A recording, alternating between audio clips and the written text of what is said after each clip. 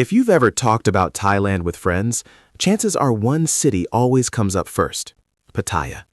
For years, Pattaya wasn't just a destination, it was a symbol. Easy to reach from Bangkok, simple to navigate, and instantly overwhelming in the best way possible. You didn't need a plan. You showed up, dropped your bags, and the city pulled you in. At its peak, Pattaya never slept. Hotels were full year-round, streets stayed alive until sunrise. Entire neighborhoods existed purely to serve short-term visitors moving in and out non-stop.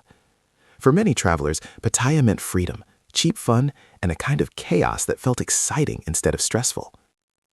But here's the thing, Pattaya was never just nightlife.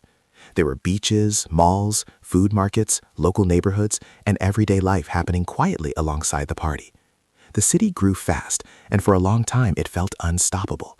More hotels, more bars, more tourists, more everything. That image still lives online. Old photos, travel blogs, and stories keep the legend alive. But if you actually walk Pattaya today, the feeling is different. The buildings are still there, the signs still glow, but the energy has changed. Keep watching, because this shift didn't happen overnight, and that's what makes it unsettling. These days, Pattaya feels inconsistent. One moment a street feels alive, the next it's almost empty. A place that looks busy at night can feel forgotten by morning. Bars open with music playing softly, lights on, staff waiting, but no customers. Some businesses open out of routine rather than real demand. Others only operate on weekends or shut early without explanation. The rhythm that once felt automatic is broken. In certain areas, entire blocks feel frozen in time.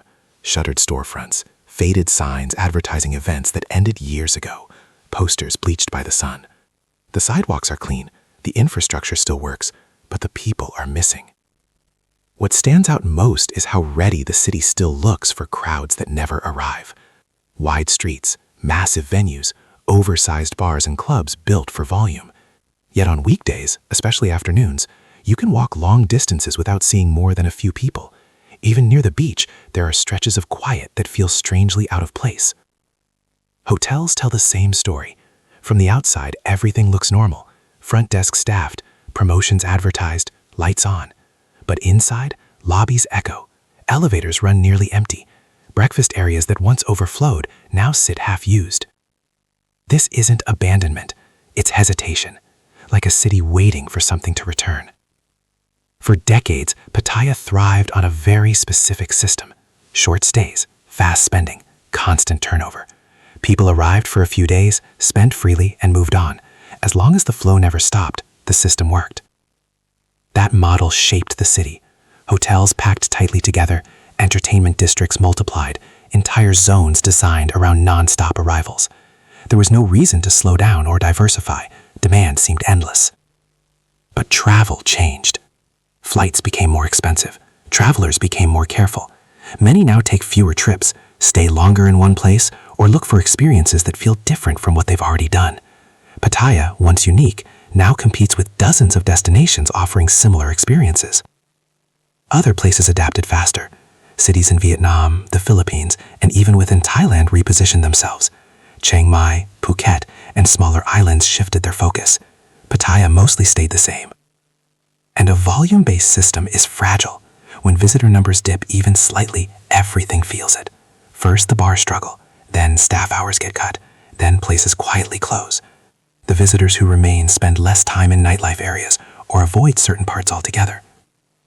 Pattaya was built to move fast. It wasn't built to slow down. Many people point to COVID as the moment everything fell apart. Borders closed, flights stopped, tourists vanished almost overnight. For a city dependent on international visitors, the impact was brutal. But COVID didn't create Pattaya's problems. It exposed them. Even before the pandemic, the city depended heavily on a narrow slice of tourism. Many businesses had little connection to local life. When travel froze, there was nothing to fall back on. During lockdowns, workers left. Some went back to their home provinces, others found jobs elsewhere. When borders reopened, many didn't return. Businesses that tried to restart struggled with staffing, finances, and reduced demand. Some reopened quietly, others never came back at all. And recovery wasn't even. Certain streets bounced back, others stayed quiet. Pattaya stopped moving as one city and became a patchwork of activity and silence. At the same time, visitor behavior changed. People became more cautious, more selective, more value-focused. Pattaya reopened into a world that no longer behaved the way it used to. Another pressure quietly reshaping the city is cost. Pattaya built its reputation on affordability: cheap rooms, cheap food, cheap nights out. That identity brought people back year after year. But costs have risen. Rents are higher. Utilities cost more. Wages have increased as workers demand better pay or simply choose not to return. Margins that once made survival easy are now razor thin. Meanwhile, visitors spend differently. Shorter stays, less nightlife, more time in condos, less impulse spending. Even when arrival numbers look okay, spending per visitor is lower.